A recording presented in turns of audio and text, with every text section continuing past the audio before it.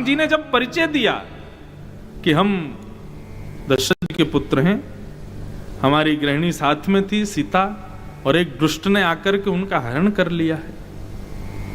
आहा, जैसे ही बताया, अभी तक तो हनुमान जी परीक्षा के भाव से एक ब्राह्मण वेश में खड़े थे, लेकिन जैसे ही राम जी बोले कि हम दशरथ के पुत्र हैं, पिता की आज्ञा मान के आए हैं, हमारी पत्नी का हरण हो गया है, ये छोटे भैया लक्ष्मण हैं, हम इनके बड़े भैया राम हैं।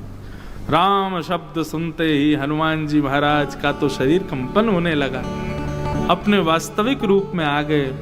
प्रभु पहचानी परउगे ही चरना, सो सुख उमा जाए नहीं वरना। शंकर जी सुना रहे हैं ना पार्वती जी को, उस सुख का वर्णन नहीं कर सकते कि हनुमान जी ने जैसे ही पहचाना कि राम जी, तुरंत चरणों में गिर गए।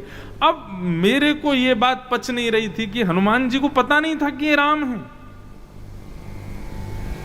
तो कई सारे मन में जिज्ञासाएं प्रकट हो रही थी कि सुग्रीव के पास क्यों थे, अपने माता पिता के साथ क्यों नहीं थे, राम जी को पहचानते नहीं थे, बताया उसके बाद पहचाने, इन सबके पीछे कारण क्या है। तब एक शास्त्रीय प्रमाण प्राप्त हुआ, ध्यान से सुनना। हनुमान जी के गुरु कौन हैं? कौन गुरु हैं हनुमान जी के? अरे बताओ, जोर से बोलो। सूर्य। जो दो चार इनकी आंख बंद है गई, खुल तो जाएंगी। प्रेम से बोलो जय सिया राम। तो श्री हनुमान जी के गुरु कौन? सूर्य। सूर्य गुरु थे, और सब जानते हैं कि श्री हनुमान जी महाराज पीछे पग करके चलते थे और अपने गुरु से आज्ञा लेते थे, पढ़ते थे, शिक्षा ग्रहण करते थे।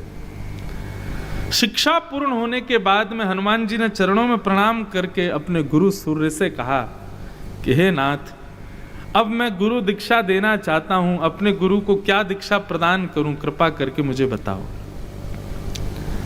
तब सूर्य नारायण ने उनको आज्ञा दी, बोले शिष्य,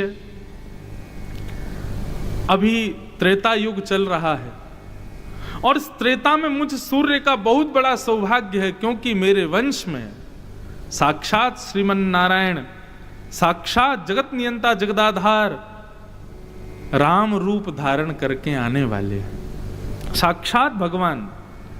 और हनुमान जी की जिद थी कि मुझे भगवान से मिलाओ, तो सूर्य नारायण ने वही कहा, तुम्हारी भी इच्छा है कि तुमको भगवान से मिलना है और हमारी गुरु दक्षिणा भी तुमको देनी है, तो फिर चलो यही बात कि हमारा